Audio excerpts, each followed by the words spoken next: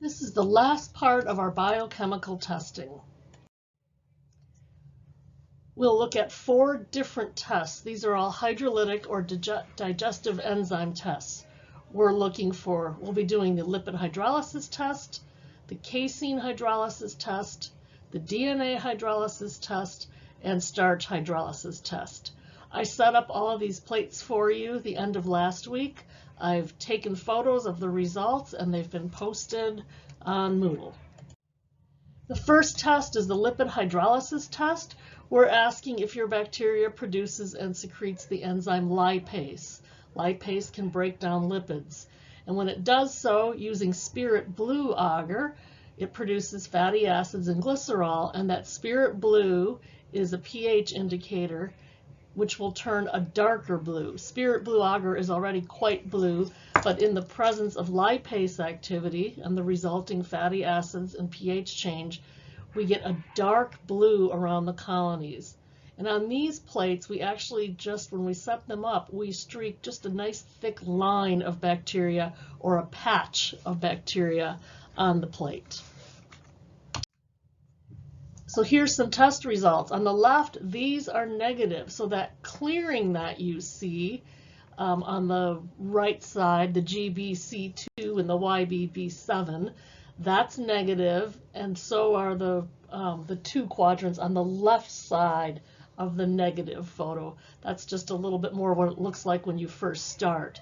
But on the right, you can see that those 2 streaked colonies turn a really dark blue underneath that colony in a positive test. So that's what we're looking for.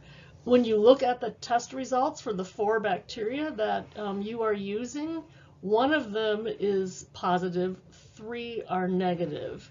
And I'll just say the Pseudomonas aeruginosa, which is always a little bit tricky because it in itself turns green. That Pseudomonas aeruginosa plate may at first strike you as being positive, but it is not. It is negative. And I think if you compare it to the Staph aureus that's positive, you'll see the difference. The next test is the starch hydrolysis test. So does the bacteria secrete amylase? Amylase is, of course, the enzyme that breaks down starch. And if you were on campus and took Biology 141 last year, you might recall you did a lab looking at amylase. You would add an iodine solution, and if starch was still present, that is, the amylase did not break it down, then you got this dark black, blue-black precipitate. So we're using that same principle in this test. It's an agar plate that has starch added. If your bacteria produces amylase, it digests the starch.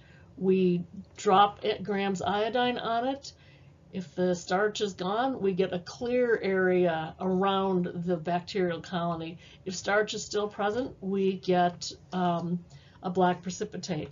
Those 4 have been posted on Moodle, and I think you'll see that all 4 were negative. I do believe I posted a positive starch test as well, so you can see that comparison. Then we've got the casein hydrolysis test. So now we're looking for a protease, and in this case, specifically, the protease we're looking for is one called casease or caseinase that can break down casein, the protein in milk. So in this case, we take an agar plate to which we've added skim milk, and then again streak the colonies. You can see the plate on the right is positive for the protease. It broke down the casein in the skim milk and resulted in a clear area around the colony. On the left, that bacteria is negative and there's no clearing. And the last test is the DNA hydrolysis test. So in this case, we're looking to see if your bacteria produces and secretes DNase, the enzyme that can break down DNA. We use an agar called DNA test agar with methyl green. So in this agar, the agar contains DNA and it's bound to a dye called methyl green. If your bacteria produces DNase, it digests the DNA and you get a clearing of that methyl green around your colony. And you can see in the plate below, the one on the left is positive. You see that clearing around the bacteria.